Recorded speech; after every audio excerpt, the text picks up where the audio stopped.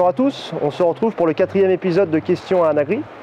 Exceptionnellement, on est dans la stabulation aujourd'hui. Les conditions météo ne nous permettent pas de filmer en extérieur. Aurélie, bonjour. Bonjour. On est ravis d'être présent sur ta ferme aujourd'hui. Je suis ravie de vous accueillir également. Donc on est ici à la chapelle de Mardeur, ancienne commune, maintenant c'est Thizy-les-Bourgs, c'est ça? C'est ça. Ok. On a eu, lundi on a découvert un petit peu plus votre exploitation. Il y a eu des partages et des vues de cette vidéo. On n'a pas eu beaucoup de questions, on en a eu quelques-unes malgré tout, et des questions notamment qui sont assez larges. Voilà. Donc on va introduire notamment cet entretien avec une première question de Cécile qui voulait en savoir plus sur l'origine de l'exploitation, son historique, et notamment savoir si la transformation fromagère a toujours été présente sur votre exploitation. Alors donc oui, la transformation fromagère a toujours été présente chez nous. La ferme appartenait aux grands-parents de mon mari, Cédric, qui lui s'est installé au décès de son père avec sa mère en GAEC. Ils ont développé l'élevage de chèvres. Et moi, après, en 2005, je me suis installée. J'ai pas de formation agricole, par contre j'ai appris avec ma belle-mère. J'ai fait des formations avec la Chambre d'agriculture également.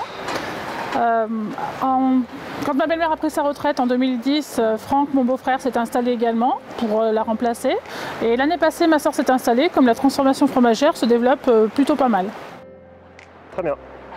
Deuxième question de Jus de Raisin, qui aborde notamment votre participation au concours Prairies Fleuries, qui a eu lieu sur le territoire du Beaujolais vert élargi.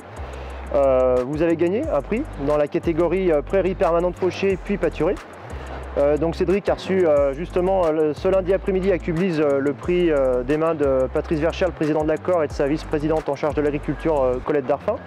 Quel lien vous faites entre la biodiversité de vos pâturages, la durée de pâturage de vos animaux, qui est apparemment de 150 jours minimum, et la qualité de votre fromage et de votre lait? Pour nous, on pense qu'il est essentiel que nos animaux pâturent et consomment du fourrage de nos prairies naturelles. Ça joue forcément sur la qualité de notre lait et donc sur la qualité de nos fromages. Sur un tout autre registre, Fabrice vous demande comment sur votre exploitation vous vous organisez. Donc vous êtes 4 associés, vous, votre mari, Cédric, et vos beaux-frères, c'est ça? Mon beau-frère et ma soeur. Ok. Voilà, comment vous arrivez à fonctionner tous les 4? Est-ce que vous êtes fixé des règles et comment vous arrivez à associer vie professionnelle et vie personnelle, vie familiale? Alors je dirais que pour nous ça a été plutôt simple, plutôt naturel. On n'a pas eu besoin de fixer des règles, ça s'est fait simplement. Cédric et Franck s'occupent plutôt de la partie élevage. Ludivine et moi, on s'occupe de tout ce qui est transformation fromagère et vente. Voilà, l'avantage de travailler en couple, c'est qu'on peut avoir travaillé un week-end sur 2 et on peut également prendre des vacances en toute confiance et sans avoir un salarié. Donc c'est plutôt pas mal. Très bien. Cécile qui avait à nouveau une question, notamment sur l'historique de votre exploitation au tout début. Elle s'interroge aussi sur vos projets. Quels sont-ils? Alors nos projets principaux pour l'avenir, l'année passée on a fait construire une grande fromagerie et donc l'objectif pour l'instant c'est de développer la vente, développer notre gamme. On a récemment commencé à faire des tomes, du camembert et on envisage de faire du bleu, pourquoi pas. Comment vous les vendez? Où? Est-ce que vous êtes présent sur des marchés de producteurs, dans des magasins de producteurs? Alors on est au magasin de producteurs à Thizy-les-Bourgs où on est associé, donc on vend directement. On participe au marché de Villefranche. On participe aussi, on a 2 ruches, la ruche qui dit oui, on fait 2 distributions et on a aussi un locaveur où on fait de la distribution pareil. Et sinon on fait pas mal de ventes à la ferme. Lundi, dans la petite vidéo de présentation, vous avez évoqué votre participation pour la lutte contre le cancer via l'achat de films plastiques colorés avec des couleurs roses, bleues.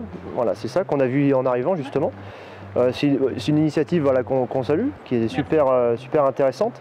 Au-delà de cette initiative, plus largement, et en plus du travail que vous faites sur vos prairies diversifiées, est-ce que vous avez mis en place des pratiques vertueuses sur votre exploitation? Alors, depuis maintenant 3 ans, on fait du semi-direct pour éviter l'érosion et la consommation de gasoil. On recycle tout ce qui est bidon en plastique, bâches, ficelles. On fait aussi du tri sur nos semences de céréales. Et voilà. Juste peut-être pour détailler, vous pouvez rappeler un petit peu comment votre projet de lutte contre le cancer, comment ça se déroule, quel est le principe justement?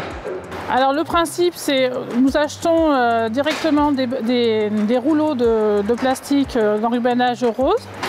On les paye un petit peu plus cher à l'achat et il y a la partie que l'on donne en plus est reversée directement à l'association contre le cancer. Merci Orly. Merci à vous. Et encore félicitations d'une part pour cette initiative pour la lutte contre le cancer. Et puis surtout pour le prix du concours Prairies Fleuries. Vous féliciterez aussi les autres membres de la ferme. J'y manquerai pas, je vous remercie. Quant à nous, on se retrouve la semaine prochaine. On sera à Chambaud-Allières chez Olivier Chavant, qui est éleveur et viticulteur. Voilà, donc dès lundi, vous pourrez retrouver sa petite vidéo de présentation sur la page Facebook de la Chambre d'agriculture du Rhône. N'hésitez pas à la partager et surtout à poster des petits commentaires si vous avez des questions à lui poser.